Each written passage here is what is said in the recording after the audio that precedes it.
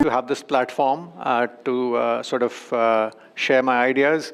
And it's a lovely campus. I was taking a tour around the campus, and it reminded me of my campus in IIM Ahmedabad that I was there 25, 26 years back, architected by the legendary Louis Kahn. So it had a very similar brick structure and feel. So it's wonderful. It's almost nostalgic to be back here. I'm going to talk about potential. And the whole day you've been listening to many people talk about what it will take for our country to grow, what it will take for our country to develop. And really, Viksit Bharat has been the discussion point today. But I'm going to take a slightly different approach, right?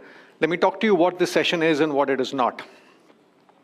First, this is not a top-down session. This is not about macro policies. This is not about what the government should do. This is not about what the taxes will be, et cetera, et cetera. This is about bottom-up. This is about what you and me should do, you know? How do we think about potential at an individual level? This almost, think of it like an atomic bomb. You know, if you can get the atom to sort of release that energy, as a country, automatically we can sort of create that energy.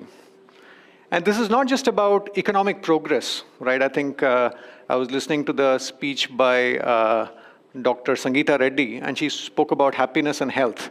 So this is about not just the destination, but also the journey. You know, how do we get there? If we get the economic output, but we are, you know, depressed as a society, I don't think that's an outcome that we should look forward to. So how do we think about progress in a holistic way? And third, it's not so much about what's missing. You know, I work as a coach with many leaders, and very often I feel we beat ourselves up with what we don't have.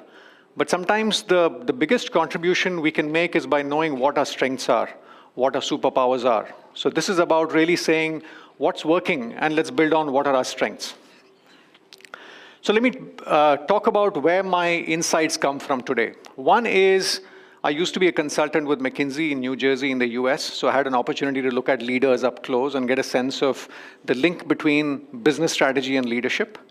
Second, I work with an executive search firm called Egon Zehnder. It's a Swiss firm, where I got a sense of how do you look for a leader in the context of a business situation. And for the last close to a decade, I've been working as a coach and sounding board with many leaders, and I've had an opportunity to understand what's going on in their heads. You know, you see a leader in front of the curtain on the stage very often, but who the person is behind the curtains is often very different. So I've had an opportunity to sort of engage with these people on what really is keeping them awake at night. So I hope to bring some of those insights here. Second, I've had an opportunity to curate the Play to Potential podcast for the last close to 9 years, and I've spoken to 100+ guests, and it's counting. And I've chosen to look at diversity of insight. Very often we talk about diversity of thought in the boardroom. Even as I thought about potential, I said, why don't we just look at a range of people and see what we can learn? So one is, of course, CEOs and entrepreneurs. I'm sure you recognize many of the faces: Nandan Nilekani, Vinita Bali. You know, I don't want to read out every name, but all these names are the who's who of the Indian corporate world. Then we have legendary sports persons. We have Vijay Amritraj, Vishy Anand, Viren Raskina, who runs Olympic Gold Quest, Deepa Malik, a Paralympian, Paddy Upton, the mental conditioning coach of the Indian team. So I said, what can we learn from the world of sport?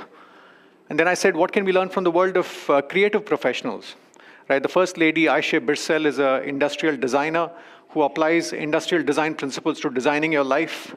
Second is Atul Kasbekar, who started out as a chemical engineer but became a celebrated photographer and now a producer.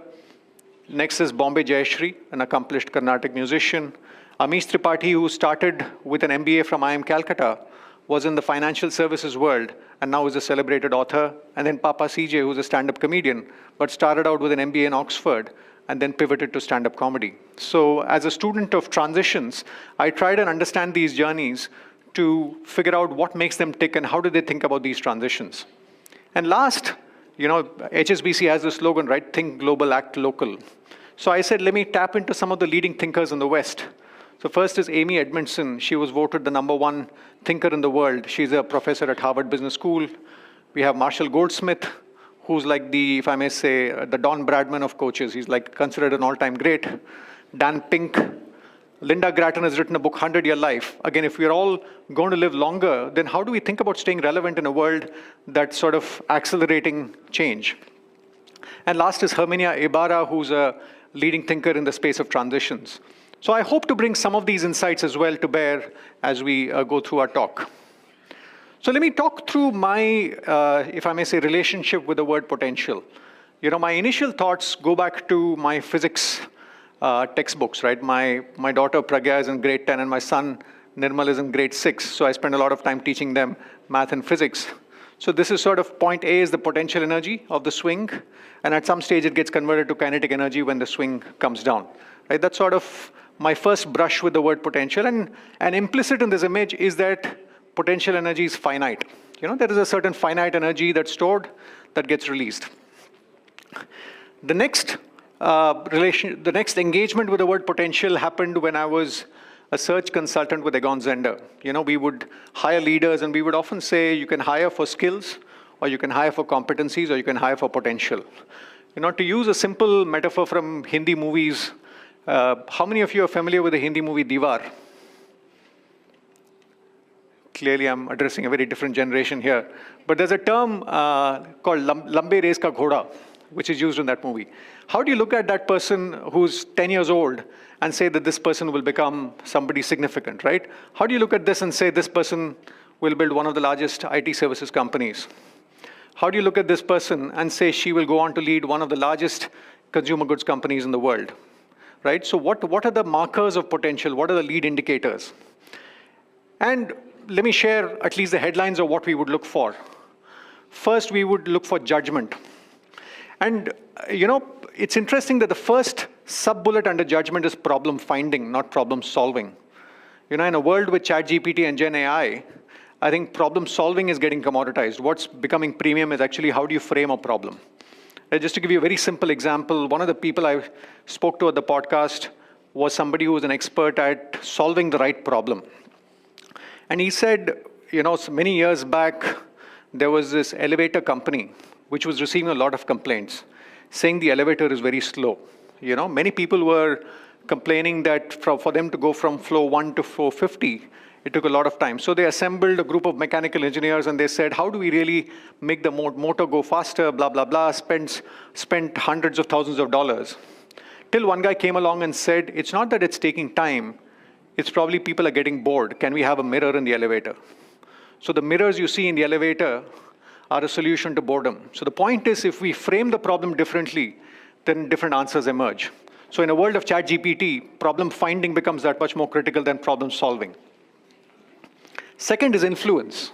We all have ideas, but how well do we sort of share those ideas with the world around us? What are the people skills you have? How are you at building trust with the people around you? And the third is drive. I think there was a discussion about ambition. Right? Drive, in a way, is the propelling force which moves you forward. So judgment, influence, and drive would be the three variables we would look for as we look for, talent which can really play the long game, and that's Lambe Race Ka Ghoda. And to figure out judgment, influence, and drive, once again, we would look at three levels, right? One is sort of the LinkedIn level, what people have done.